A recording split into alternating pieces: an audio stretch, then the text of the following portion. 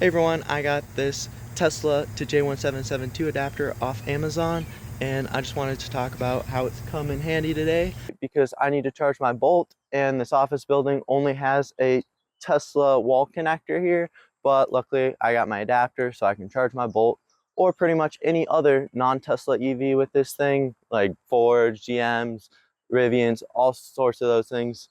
This adapter is all compatible with those. All right, let's get my Bolt charging. It's super simple to plug in. You just take the adapter, you press down on your red latch, stuff it in, it clicks nicely, and then you can see it's locked in right here. So I can't pull it out no matter how hard I try. It's stuck in there.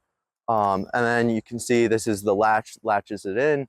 Super simple. You just plug it into your EV and it will begin charging just like that. This adapter is a 60 amp adapter, which is more than enough. That should be able to handle any Tesla destination charger out there, especially if you road trip a lot. A lot of hotels will only have the Tesla destination chargers. So it's important you have one for your non-Tesla EV.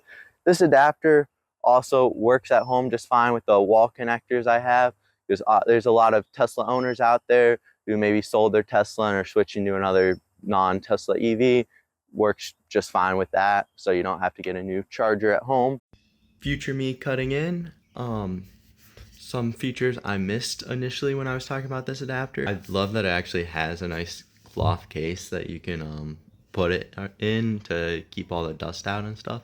Also, I forgot to mention, it's waterproof. It's got temperature sensors in it so it won't overheat, and all sorts of overcurrent protection, short circuit protection, all the built-in, safety measures. So just wanted to go over a few features I may have missed initially. Those are my quick thoughts on this adapter.